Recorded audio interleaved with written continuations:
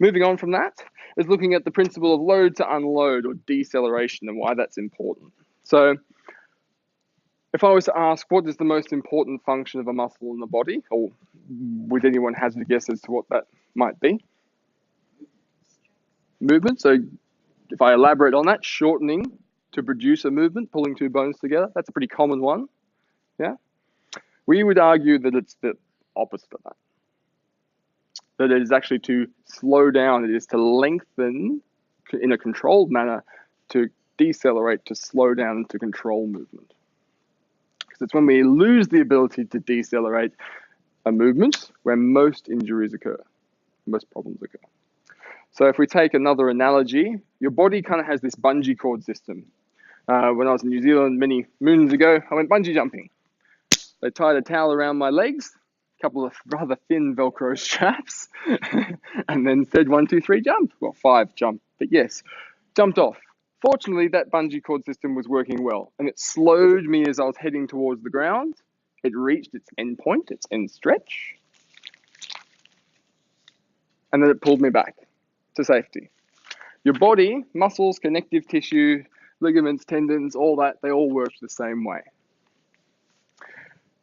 It all happens as you walk, but I'll use a bigger movement to just exaggerate it. For example, it's like a hip hinge or a deadlift. So if you're pushing backwards, all these muscles are lengthening out to slow down that movement. So Lloyd, when you said, the hamstrings were working, we talked about bending over, that was right in terms of them stretching out as you were bending over. And if I just jump forward a bit to talking about some myofascial lines, just to further explain this, that tabletop anatomy, just touching back on that, was talking about looking at muscles and joints individually.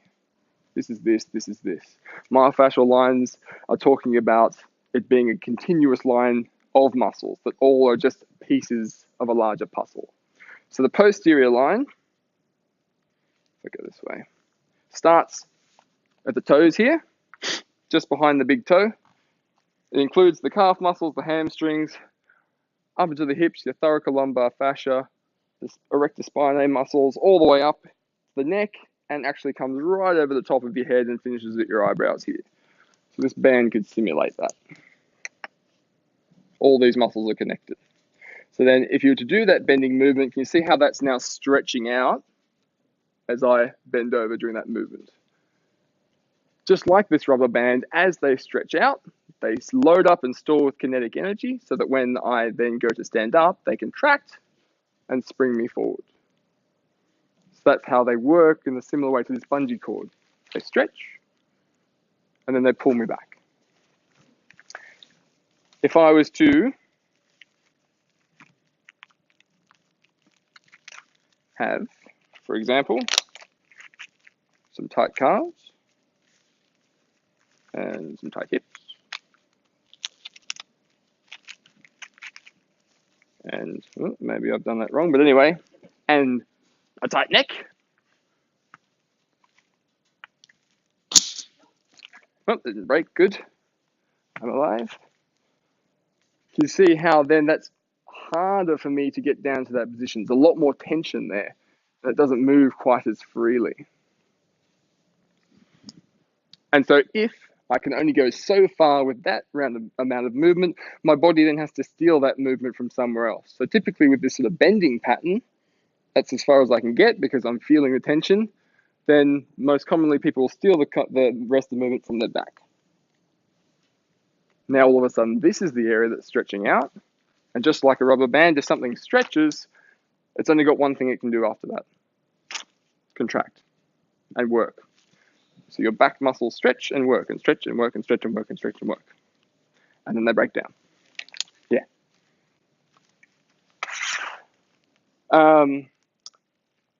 So this is where myofascial release and mobilization exercises are so important, come into play, because we can help.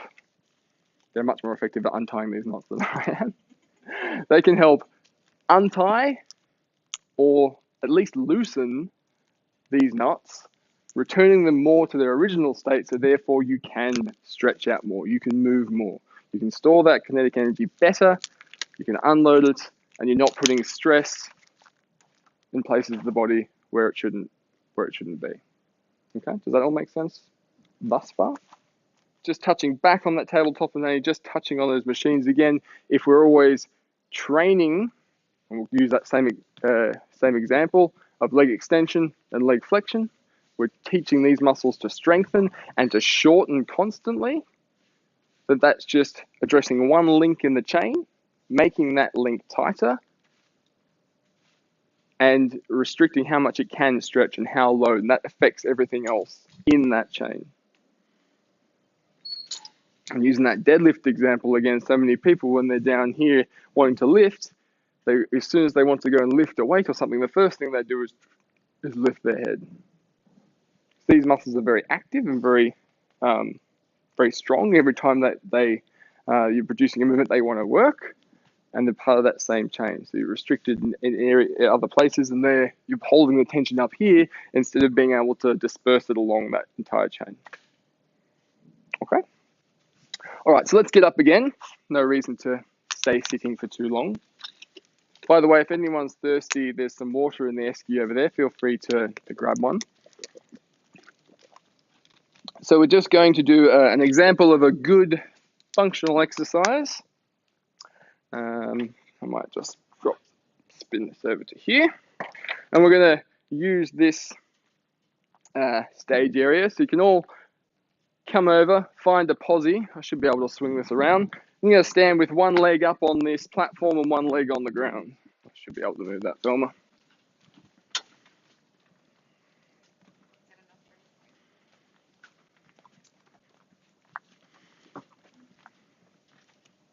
Good. I'll just squeeze past Amy. All right, so everyone should have their feet pointing straight ahead, both of them. The feet are roughly hip width apart. There should be a 90-degree angle in your front leg, and most of your weight should be on that back leg. So if you're to lift that foot off the ground now, you shouldn't really go anywhere. You're always a troublemaker, Neil.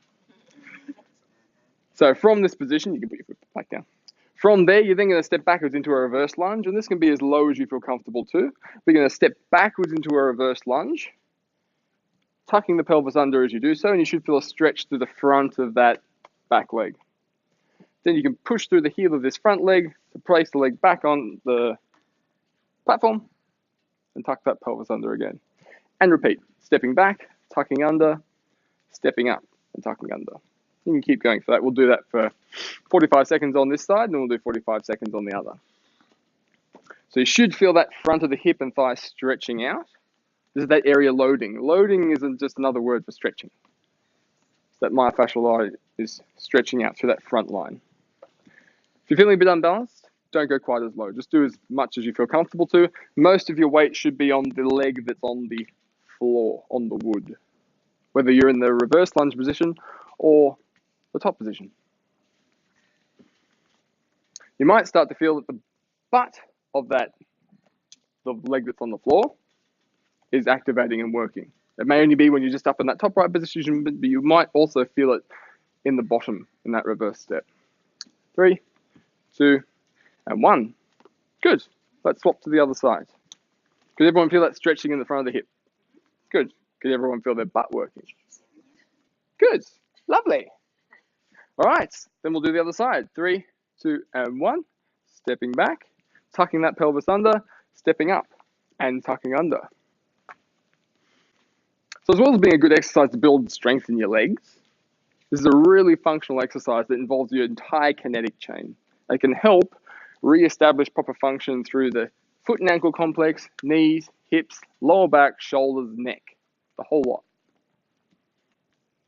It's a really good one for the hips, because we're teaching that body to load through those hip flexors, through that tight structure. Well, it's tight in a lot of people these days, and we're teaching people, or the nervous system, to drive the hips forward using the butt and put that hip into an extension position. 3, 2, and 1. Good. And that you might think, okay, hang on, you were talking about functional stuff.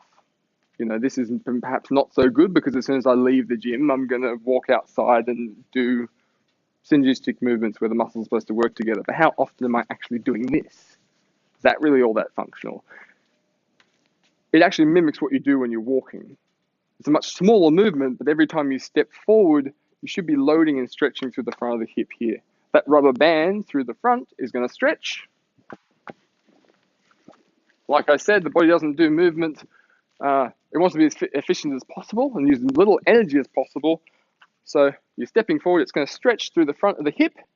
And then as you go to bring this leg forward, it's going to contract and bring that leg forward, using that bungee cord system to bring that leg forward. And the same applies for the other side. The hip stretches out and it contracts, both sides working together. So although this is an exaggerated movement, it's helped teaching your nervous system the right pieces. And of course, if you're doing something where you're having to lift your leg up and step a bit more, then it has a bit more application. Yeah, so it's good for building leg strength. It gets your heart rate up. It's good for balance, coordination, all those fantastic things. But at a very base level, it's teaching your nervous systems and muscles to stretch and load and fire together. For as simple as something as walking, which we all have to do all the time. Okay, we'll come back over